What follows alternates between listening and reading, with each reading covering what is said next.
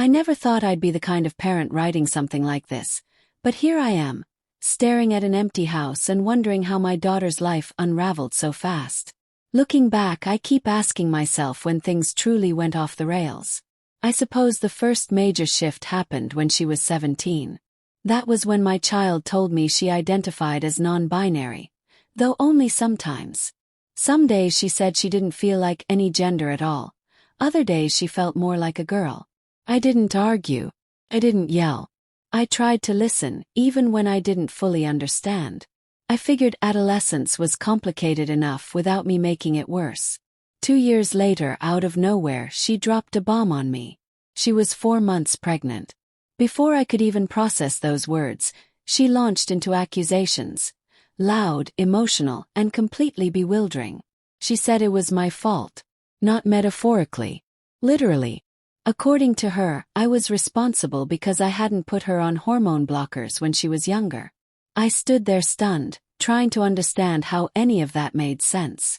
Then she said something that still makes my stomach twist. She told me she didn't see the baby as her child. She saw it as more like a sibling. And she expected me, no, demanded, that I raise the baby as if it were my own. She said this was my responsibility, my duty, because my refusal to fully affirm her identity had somehow led her to becoming pregnant in the first place. That was the moment my tone changed. I told her, calmly but firmly, that she was going to be a mother. That meant making adult decisions. And I told her plainly that I would not be raising her child for her. I wasn't cruel. I didn't insult her. But I didn't back down either. She didn't argue. She just ran upstairs, slammed her bedroom door, locked it, and began sobbing. For 12 straight hours. She has an attached bathroom and snacks in her room, so I knew she could stay holed up indefinitely. I tried knocking. I tried speaking through the door. Nothing. Just crying. Loud, heartbreaking crying that echoed through the house all day and into the night. By the time midnight rolled around, the house felt tense and unreal. Then I heard movement. Suitcases. Drawers opening. She emerged briefly, packed some clothes, and announced she was going to stay with a friend. Before leaving, she told me, almost smugly, that she had already called the police to let them know she was leaving voluntarily and wasn't in danger. As if I was going to report a 19-year-old adult as missing. The implication alone hurt. I told her she was welcome to come home if she had an actual plan for raising the baby with a father. She didn't respond. She just walked out. And just like that, my house went silent.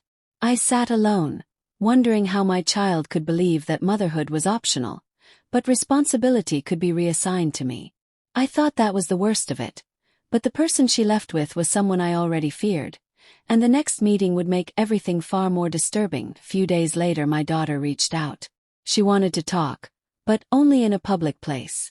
We settled on an IHOP, which I assumed was meant to keep things civil. I was wrong. She arrived with the person who got her pregnant. I'd suspected who it was, but seeing them together still made my heart sink. This individual had been part of her friend group since high school, the only one I ever felt uneasy about. They were transgender now, but my discomfort came from past behavior. A year earlier, when the friend group was watching a movie in our living room, this person repeatedly made explicit noises while locking eyes with me. When I told them to stop, they escalated, later sneaking up behind me in the kitchen and making crude gestures. I kicked them out that night. Now they sat across from me, acting like they were in charge. They did most of the talking. My daughter barely spoke, just nodded and glared while this person accused me of being abusive, controlling, and cruel. They claimed I had poisoned my daughter by helping her get birth control, even though I'd only done so because she asked. They said I'd ruined her life by not pushing hormones onto her earlier. And apparently, I was now continuing the abuse by refusing to raise their baby while she fixed herself. I asked a simple question. Why couldn't they raise the child? The answer was immediate. They were homeless, living in a camp. Their parents, they said, were even worse than I was. So, in their minds, the only logical solution was me. Again, I told them no. Firmly. I said adoption was the best option if they couldn't care for the baby. That's when the threat came. They told me that if I didn't agree to raise the child, I'd never see the baby. Ever. The meeting ended shortly after that. The waiter avoided us. I was shaking, not from fear but from grief. My daughter sat there the entire time, agreeing with everything that was said about me. I left feeling like I'd lost her to someone who had turned me into the villain of their story. I thought she'd stay away after that. But weeks later she showed up at my door, and I barely recognized her. It was a few weeks later when I opened the door and saw a heavily pregnant woman standing there. For a split second I didn't recognize her. Then I realized it was my daughter. Her appearance had changed drastically. She looked exhausted, older, hardened. She talked non-stop, barely pausing for breath, as if afraid silence might catch up to her thoughts. She smelled like she hadn't had access to proper facilities in a long time. She expected to move back in immediately. I didn't turn her away. Of course I didn't. I insisted she shower and rest. She acted as if none of the past weeks mattered, blocking me, disappearing, threatening me. None of it registered. All she wanted to talk about was a grand vision. A new community. Chosen family. She spoke of people coming together to create a future without traditional roles, without structure, without responsibility. She barely mentioned the baby. Eventually I forced the conversation. She claimed she'd been seeing a doctor. Later I learned that was a lie. She told me the baby was due in mid-July, which didn't match her original timeline. My anxiety skyrocketed. I didn't know if she'd disappear again or leave a newborn behind without warning. Living with her was chaos. She didn't clean up after herself. She demanded meals out. She showed no real attachment to preparing for the baby. When we went shopping for supplies, she seemed detached, grabbing random items without care. Her real devotion was to the group, to the movement, to the baby's symbolic role in spreading it. Then labor started, and everything spiraled completely out of control. When labor began, it was a disaster from the start. At the hospital, it became clear she hadn't received any prenatal care. She was immediately classified as high risk. That's when her behavior turned frightening.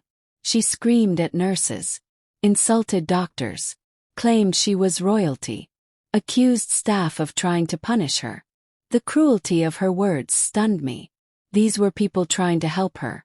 I pulled a nurse aside and explained everything, where she'd been living, what I suspected. They handled it professionally and gave her medication to calm her. Her blood work came back clean, which shocked everyone. She didn't want me in the delivery room. I respected that. The baby was born healthy. A miracle, honestly. That night she left. She walked out of the hospital without officially checking out. Without saying goodbye. Without seeing her baby again. Because the hospital was a safe surrender site, she faced no charges. I spoke with a social worker. I told them everything. The baby went into the system, where, despite flaws, I know it has a better chance than in a homeless camp controlled by unstable adults. But my guilt didn't end there. Because I realized this might not be the last child she brings into this world. I feel sick when I think about it all. I know my daughter is unwell. I know she's influenced, manipulated, and deeply lost. But I also can't ignore the cruelty I witnessed. The entitlement, the belief that others exist only to serve her needs. She came back when she needed me. Left the moment she didn't. I worry about future children. I worry about cult influence. I worry about my own safety. I haven't completely given up on her. But I'm learning that love without boundaries destroys everyone involved. For now, my house is quiet. Too quiet. And I don't know what the right ending to this story is. But I know it isn't over yet. And sometimes late at night I wonder, what happens when she comes back again, and this time I say no?